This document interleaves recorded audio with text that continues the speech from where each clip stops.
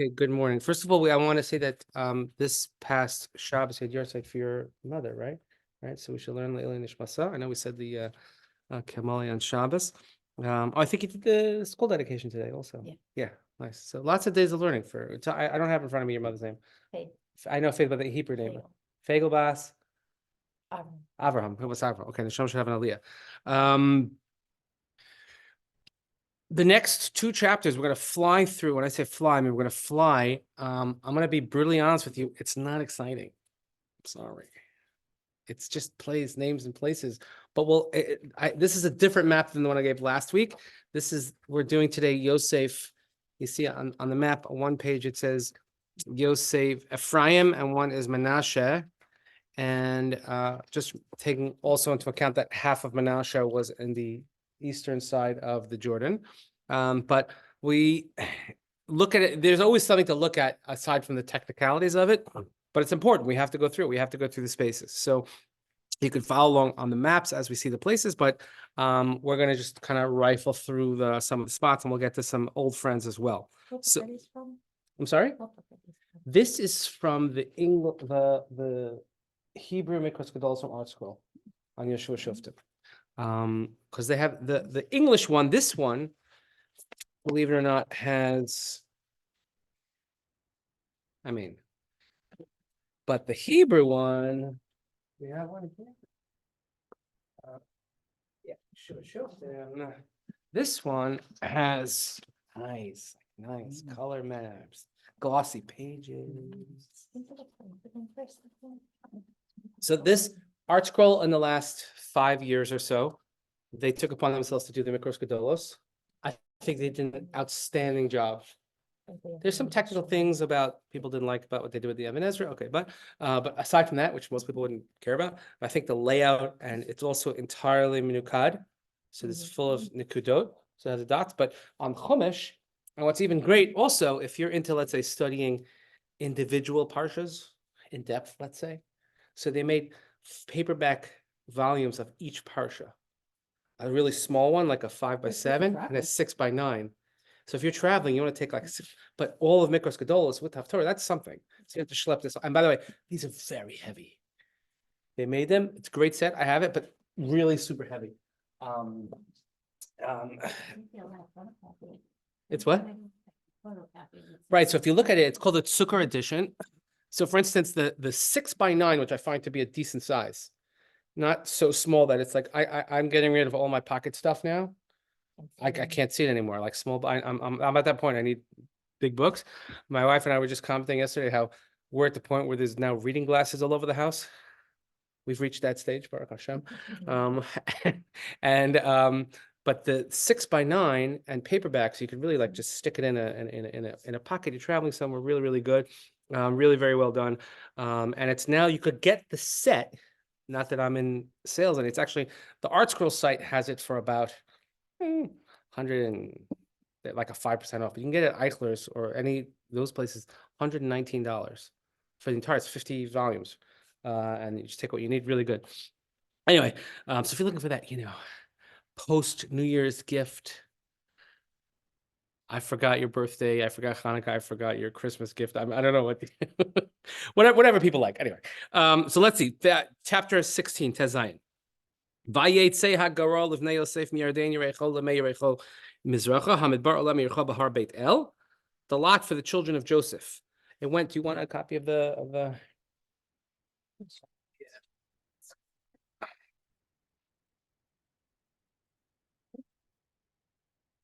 I feel left out. Whenever I play baseball, I say, "Where should I play?" They say, "You play left out." Here we go. Joseph's territories. So the children went from the Jordan opposite Yericho to the waters of Yericho to the east, the wilderness that ascends from Yericho to the mountain to Beit El. So we know already once you go into the Shomron from that area, which we had looked at when we initially came into the land of Israel. And the second pasuk, Vayatza mi Beit El Luza, ve'avar el gvul ha'arki ataros, and went from Beit El to Luz. Luz and Beit El were often the same place. Luz Shema Ir L'Rishona. We actually just saw Luz in last week's parsha in Vayechi. Yaakov Avinu mentioning it. You know what kind of people came from Luz? losers.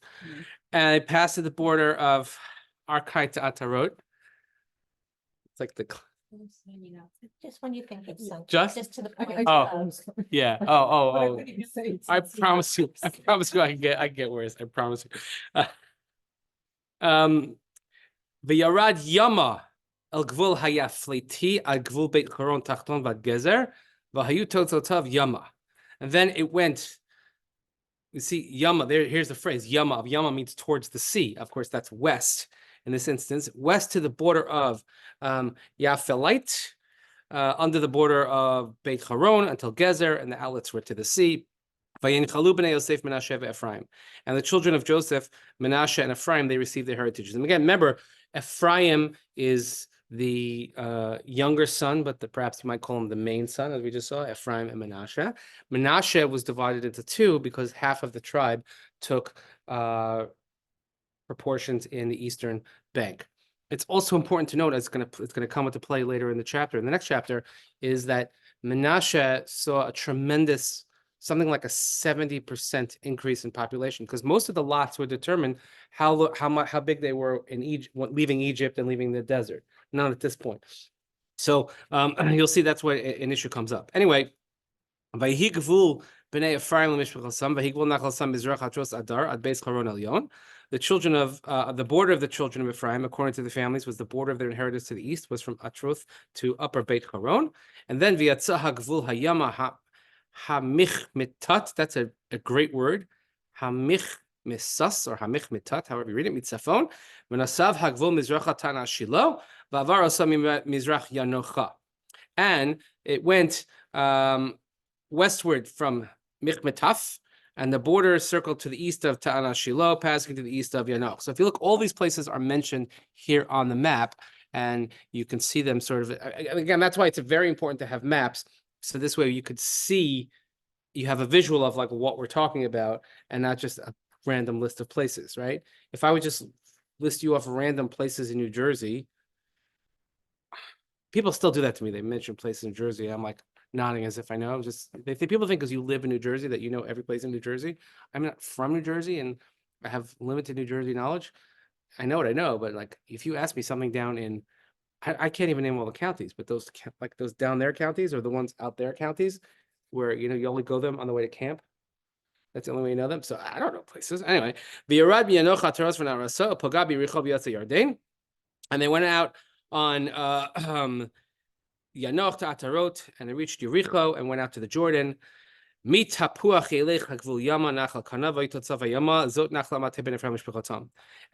from the Tapuach border went westward to the brook of Canaan and out to the sea. This is the heritage of the children of Ephraim. So if you look, by the way, at Tapuach, Some of them are on how come some of the towns are listed on one map and not both, but some are on both?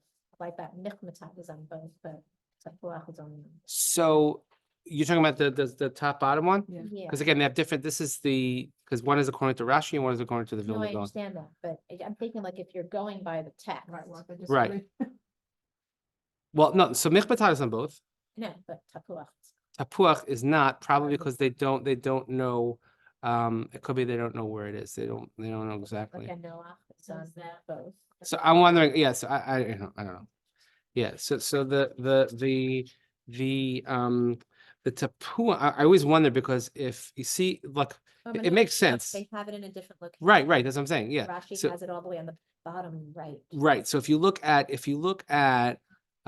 the Vilna Gaon's version here, Tapuach is probably today. So today, like you see Shiloh, you look at where it says Ephraim on the bottom. Ephraim on the bottom, and then right to the right of it is Shiloh. That's modern day Shiloh. That's Route 60. If you go all the way up Route 60 past Shiloh, and you go past Eli and places like that, so there's a famous junction there. Famous probably because they had so many terrorist incidents there, but a famous junction. It's a big four-corner junction. We have guys with guns at every point. That's called Tapuach Junction.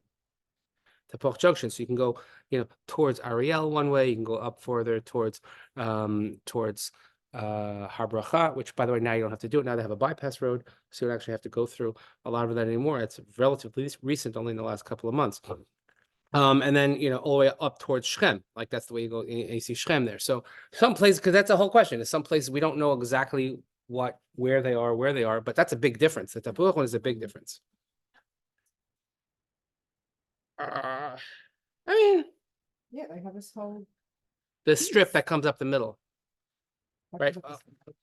Oh, you're looking at Menashe, where I'm looking at Ephraim.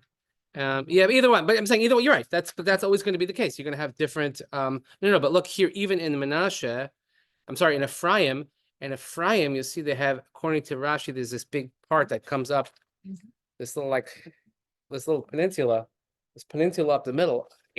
So if you really want to get technical and walking on the maps, we're just trying to give it kind of an overview, and we'll see.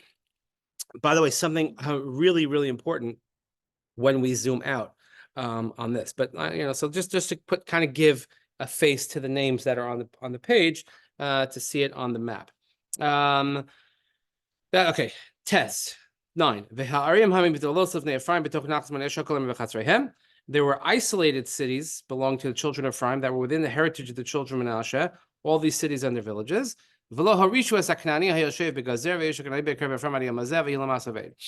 drive out the Canaanites. What?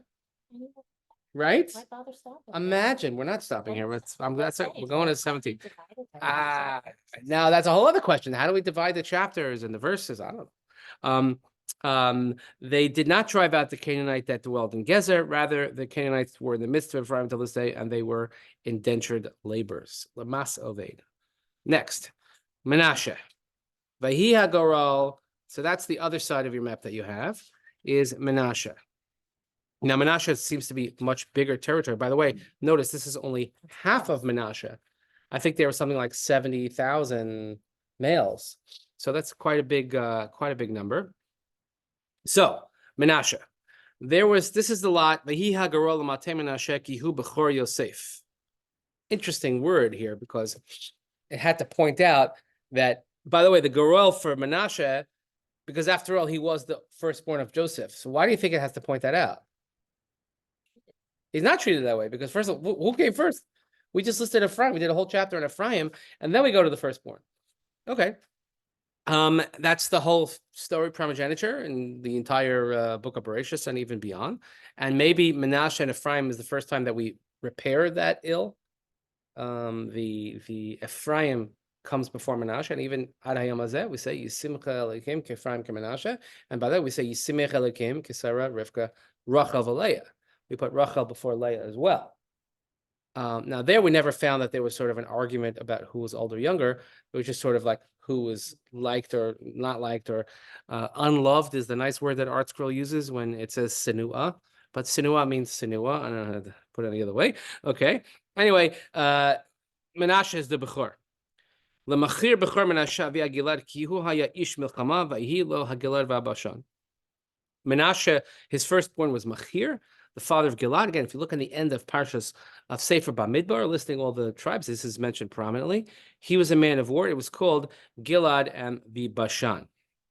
And Vayihi livnei Menashe hanasarim lemirish v'chosam livnei Aviezer livnei Chelek livnei Asriel livnei Shechem livnei Chefiv livnei Shmida Eile b'nei Menashe ben Yoseif hazachar mishpachosam. Now, unlike with Ephraim here, actually, because they were so numerous, it has to list the family names.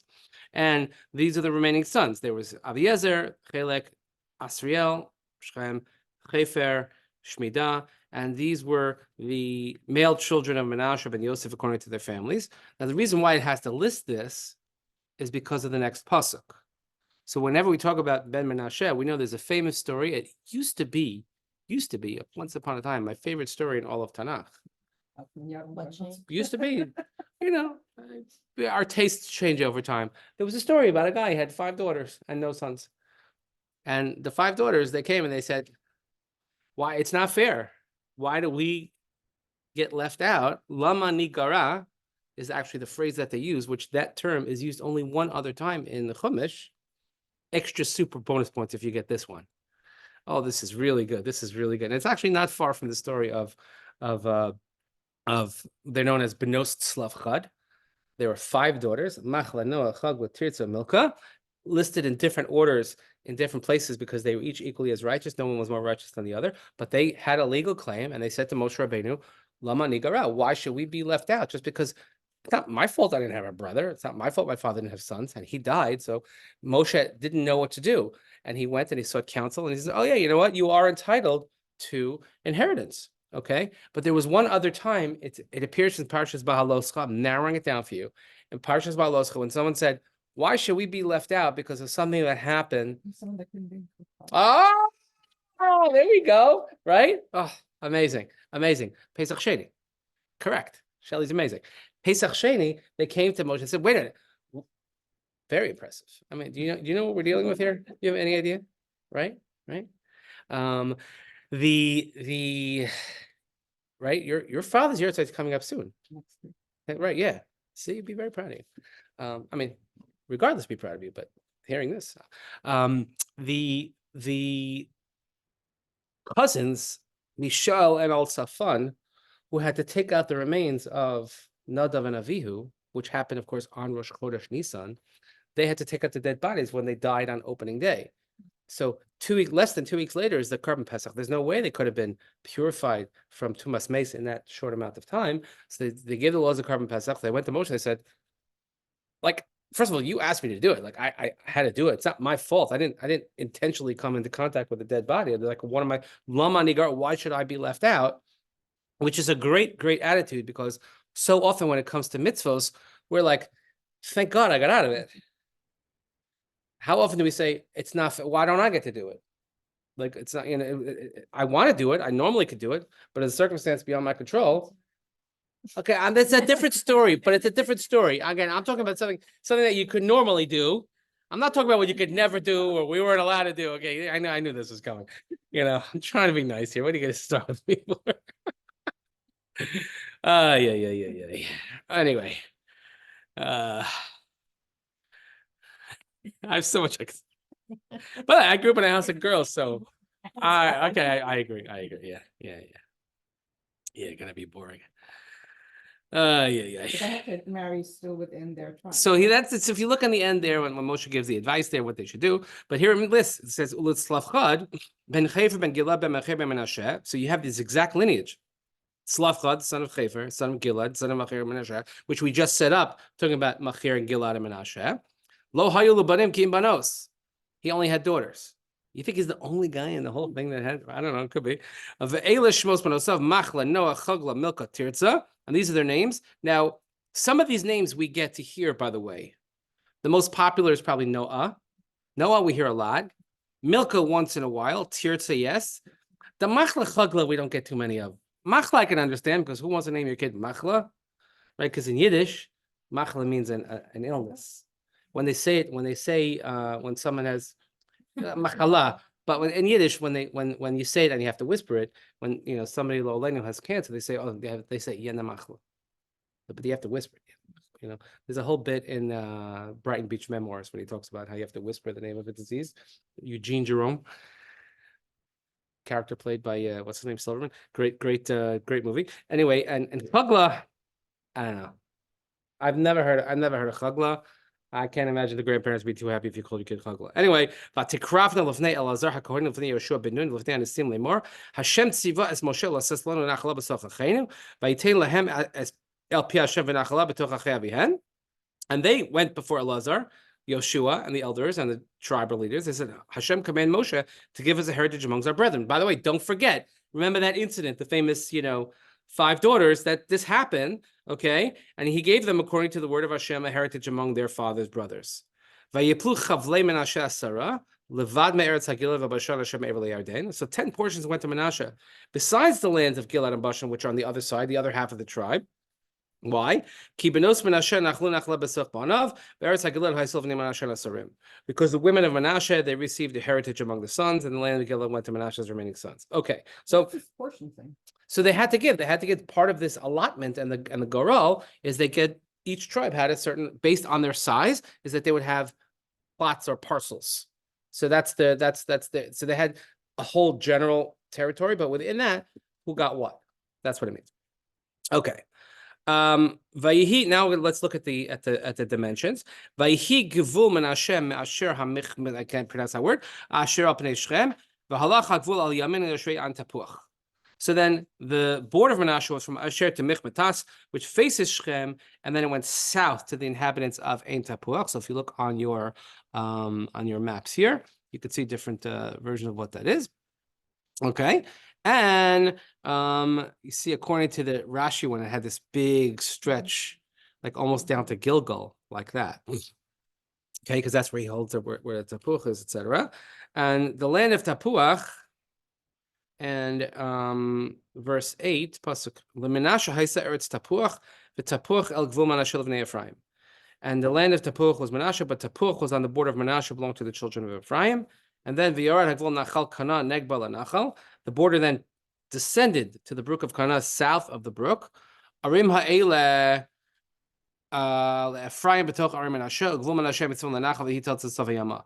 The cities were Ephraim's, in the midst of the cities Menashe. The border of Menashe was on the north of the brook, and its outlets were to the sea. So you can see that when you're just listing places and it's going up, down, east, west. So if you don't know exactly where the places are, if we had a consensus on where everything was, then it'd be very easy to figure out and draw the lines. But because people aren't exactly sure, it's not like we have road signs from then saying, "Well, by the way, this is ancient Tapuach. This is even out of Yom Hazeh, places which we think are holy places or righteous places, are markers, and we have archaeological evidence of certain things. We're not 100% sure."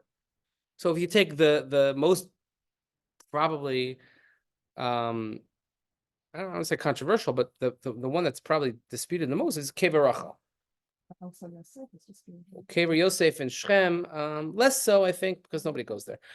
Because you can't. Once a month, they're allowed to go on Rosh Chodesh. Once a month they go. If you go on the mitzvah, you could see exactly into where Kever Yosef is.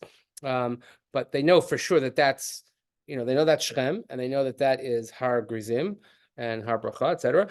But Kever Rachel, because of a different place in Tanakh, it says that she was buried north of Jerusalem, and Kever Rachel, where we have it today, is not north; it is south. Now, I don't know about you. Has anybody been to Kever Rachel lately? It's a whole thing going on there. Yeah, exactly. It's. I'm sorry. I don't mean Chas v'Shalom to say anything bad about Israel, but that spot, it's lost its allure. Used to be. You had a bus. You see the house that's on the picture, with the dome, and you could see it back there. Now it's like you drive through the walls of the fortress, and like all you see is people just doing all kinds of weird things in Kever Rachel at weird times of the day, and I don't know. So and that actually, when you walk in, if you go down the end of the road, still like the fortress goes another like 100 meters down the road, there's like a little community right there. There's a yeshiva there. And they're like Kolo families, like these Tatilumi Kolo families that live there. I've been there. Really interesting way to live. But okay.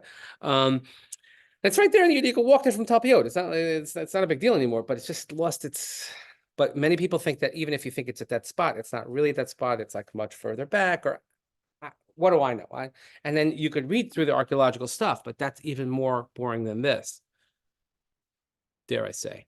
You have to really, be into it. Now that you want to see the finished result, we found this. It was in this place. We found the coin. It's beautiful. Margaret. Okay, great. That I could deal with. But like, you can imagine the years and years and years of sort of digging away, chipping away, literally stone by stone, and hoping or not knowing what you're going to come across, and then finding something. So if anybody's planning a nice summer trip, I would recommend seeing the redone Herodian. If you haven't been to Herodian in a while, I took my family there this summer. They had never been there, by the way. I hadn't been there in 30 years, and it's very different than what I remember. But the main archaeologist who devoted his life to this, and there's a whole room dedicated to him, when they finally found the right place, like the burial tomb of Herod, etc., like that week he died. He fell and died. Like such a sad story. You can imagine you hit your life's work, and you find it, and then I guess maybe if you want to go out on a high, I don't know, but I don't recommend going out that way. But it's very, very cool, and the views that you could see, really, really well done in the film, and it's a really it's a cute little hike, and a very phenomenal edifice. Anyway, so that's these places. Negba le-Ephraim v'tzafon le-Menashe. The south part was Joseph, Ephraim, and the north part was Menashe. Vayi hayam gevulo, and of course the sea was their western border. Uba'asher yifku mitzafon v'yisachar mizrach, and whatever they met with Asher on the north and Yisachar on the east. Vayi leMenashe b'Yisachar v'Asher beit She'an v'Noseh v'Yivla'am v'Noseh v'Yoshvei dor v'Noseh v'Yoshvei ein dor v'Noseh v'Yoshvei Tanach v'Noseh v'Yoshvei Megiddo v'Noseh Shaloshes hanafes. And there was into Menashe you had different cities. There was the territory of Yisachar, and within that there was Asher. Beit She'an, of course, which we have today. Usually when you head north, if you go up the Jordan way, you go to Beit She'an. And then you have Ivla'am, the inhabitants of Dor, Endor, and the inhabitants of Ta'anach, and the inhabitants of Megiddo, and these three provinces. Megiddo, by the way, and there's Har Megiddo. Har Megiddo is well known in Tanakh, but we get the term from that as Armageddon.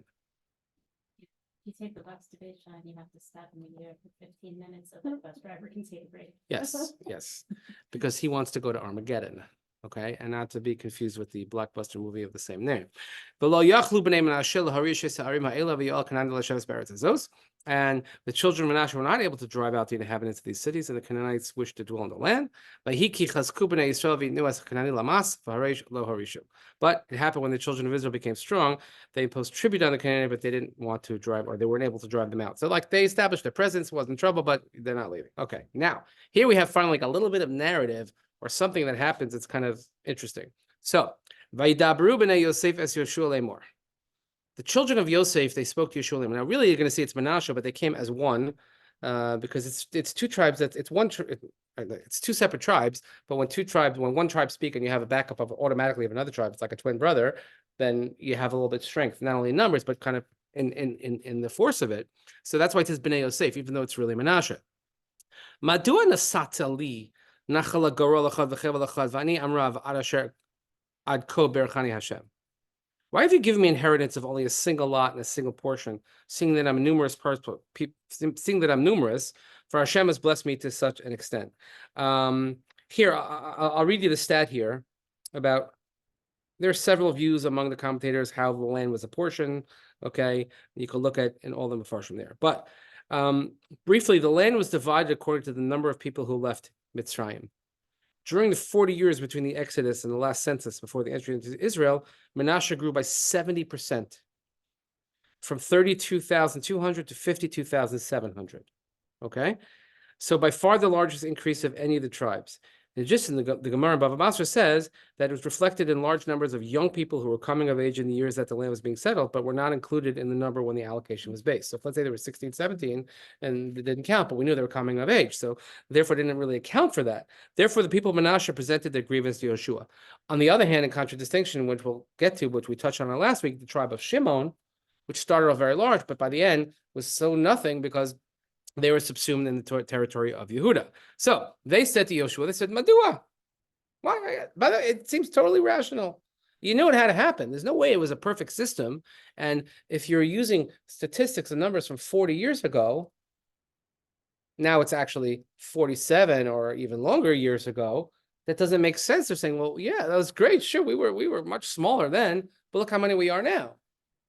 And you have to just kind of like fall back and say, well, this was some sort of divine allotment, because nobody in a logical system would say, we're going to use 40-year-old numbers to make projections for now. This doesn't make any sense, because meaning there is no projection. So they say, V'ani amrav, we're big. Which, if you want to kind of bring things full circle, in this week's Parsha, in Shemos, we have the beginning of the Jewish problem. We need a solution for the Jewish problem. Hine am rav atzumimenu. You say the word am rav, and there it was a problem. Here, this is a good problem to have. We're am rav. So Hashem, look, Hashem blessed. Obviously, we're only so many because Hashem blessed us. Vayomer Elohem Yehoshua im am rav ata alei lecha hayara uvereisa lecha sham be'eretz haprizi v'arfeim ki otz lecha har Ephraim. So Yehoshua is not budging, and Yehoshua says, wait a minute. If you're so my wife's grandfather today would have been her grandparents' 75th wedding anniversary. Imagine that. And he would say, if you're looking for a hand, look at the end of your arms. Something like that. And there's no freebies. You're not going to just complain and say, oh, I'm going to give you extra land. He says, If you're so numerous, then go to the forest and clear an area for yourselves there. The Prizim are there, the Rephaim are there, the mountain range is too confined for you. There are people there, drive them out. Roll up your sleeves. Vayomeru b'nei Yosef lo yimotzei lanu hahar b'rechav barzel b'chol achnani yoshev be'eretz ha'emek la'asher b'beis shalom nosel la'asher be'emek Israel. They said, the mountain is insufficient for us, and all the Canaanites that dwell on the land in the valley, in Beit Sha'an, the villages in the Jezreel Valley, which, by the way, Emek Yisrael is a very popular place in Israel now, they have iron chariots. So what does Yeshua say? Vayomer Yeshua beis Yosef le'Ephraim lo nashel lemor, Am rav ata, v'koch hagadolach, lo yelech hagor alechad. You have a lot of you. You have a lot of strength. You shouldn't have only one lot. Ki har yelach ki yarhu v're'iso v'hayolach totzosav ki sarisha saknani ki rechav barzel lo ki chazakhu. The mountain shall be yours because it's a forest. You can cut it down, and the outskirts will be yours. You'll drive out the Canaanites, even though they have iron chariots and are strong. So he says, yeah, don't worry, you're going to be fine. Go do it. Go work. A really interesting exchange, and the Yeshua doesn't budge on them because there's no free lunch. That's these two chapters. Again, I promise you how riveting, exciting. I don't know how you're not going to be thinking and talking about this the rest of the day. I think one thing that is important to look at. There's so many maps floating around. Switch on this map, or maybe. Are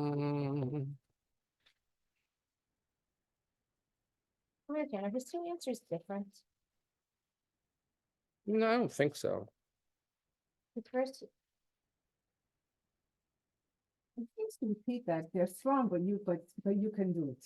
Yeah, exactly. but the second time he's telling them both times where to go to expand, but the second time he says, you're right, you're not gonna only get one lot. Right, but they have to take it. In other words, it's there for you, but you have to take it. So between this and last, so if you kind of put, I don't know if you have last week's map, but or I could just show you in the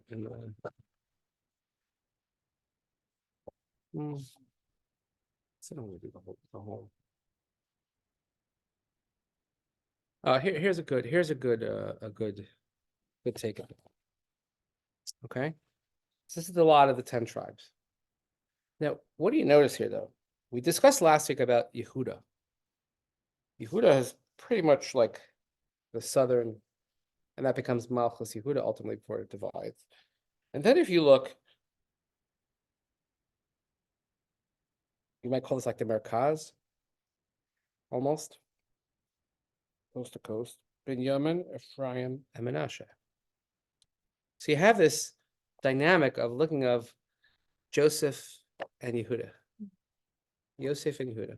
Now, we discussed last week, we didn't get to it yet, but Binyamin, much of the territory of the Beis HaMikdash had to be in the territory of Binyamin. But Ephraim and Menashe, even though Menashe had some more up here, but Ephraim and Menashe, they have the center of the country. So if you just here, if you would cut out the top, who cares about the Galil and the Golan? Anyway. But the main part of the country from the coast going around is the sons of Joseph and the sons of Judah. Now, is that a continuation of previous iterations of brotherly love or not? Because the main players in the story of the brothers is, of course, Yehuda and Yosef, which then you might say the main players in that is Leah and Rachel, Leah and Rachel. The children of Rachel have one destiny. The children of Leah have a different destiny. The children of Leah are headed by, not Reuven, not Shimon, not Levi. They're headed by Judah. Reuven, Fredo. Levi gets no inheritance in the land because they're Levium. And Shimon is so small that they become, as we say, subsumed under the territory of Yehuda. So you have just Yehuda, but Yehuda is the one who established leadership. Yehuda, through the story of Yehuda and Tamar, when he establishes his ability to lead the people, when Reuven, if you look in Parshas Vayeshev, when Reuven makes a suggestion to the brothers, they ignore him. When Yehuda speaks, he's like E.F. Hutton. They listen. You're too young to remember that. E.F. Hutton, Yehuda, when he speaks, they listen. So Yehuda says something and the brothers listen. Who's the one that is either ready to go to war or make conciliation? Who's the when even before that, okay, when they're holding Shimon captive, they don't know it's Joseph, but Joseph's holding him captive. Reuven says to his father, he says, "I'll take responsibility, and if I don't bring him back, if I don't bring back Binyamin and Shimon, you could kill my two sons." So Yaakov says, "Relax, no thanks." And Rashi comments there. He says, "Bechor tipeshu." He says, "My oldest son, he's a tipesh, right? He's stupid. He thinks that his sons are not my sons too." And yet Yehuda makes virtually the same offer. He says, "Anochi ervenem yadi tikva Hashem." He says, "I'll guarantee." And so why the different approach? Why did he listen to Yehuda? So of course, aside from his tact and his leadership qualities, first of all, Yaakov looking at Yehuda says, "You know what? He already lost two sons. On Onan. He knows what it's like to lose two sons. So that guarantee at least has something. But he has that quality. He knows what it is. The kings of Israel were told come from Yehuda. David HaMelech came from Yehuda. He was a direct descendant of Yehuda. But who's the first king of Israel? Shaul.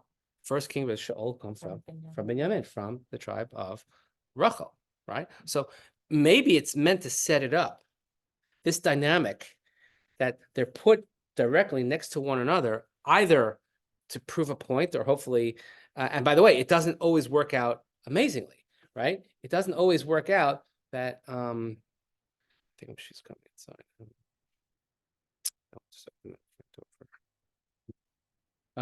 And one of the most horrific stories that we have in Judges, if you want to look up, if you like something like if you can't sleep at night and you want to have nightmares, so read chapter 19 of Shoftim, Pelegesh Begiva. Pelegesh Begiva, when the countries end up going to civil war, right? They end up going, they end up going to civil war, but they almost decimate the tribe of Binyamin. But it's against the tribe of Benjamin. So we have this ongoing like tit for tat, challenging who has the first king, I have the king, but they're put right smack next to each other geographically. And by the way, where's the split in the kingdom? The kingdom of Judah and then the kingdom of Israel. And that's the fault line right there. So it's meant to say maybe we really haven't recovered from it, or maybe we need to recover, or maybe we could find ways to make it work. So, but the two leadership clans, the leadership of Yoseif and the leadership, or the children of Rachel and the leadership of the children of Leah, are right next to each other. And by the way, what's directly in the middle of it, right? What's on the fault line, right? Exactly here, where it says Binyamin is, right? What's exactly right there? The Beis HaMikdash. The Beis HaMikdash is at the center of that fault line. And that's why the Binyamin has that little cutout. So it is, so while it's, not exactly scintillating to look at all of these names and places, this and that, but when you look at the bigger picture and the juxtaposition, they could have easily say, look, let me put, Ephraim and Manasseh way up north, I'll put you down, you stay away from each other. No, they had to be right next to each other because that's the helm of leadership. We've talked about Mashiach ben David, Mashiach ben Yosef, all these different things. So a lot of it comes into play. So it's really, really fascinating. So we'll see next time. We're going to look at the other tribes. Hope everybody has a wonderful, wonderful new year, right? So far, our, 24 is off to an amazing start. And yeah, I'm going to stop this.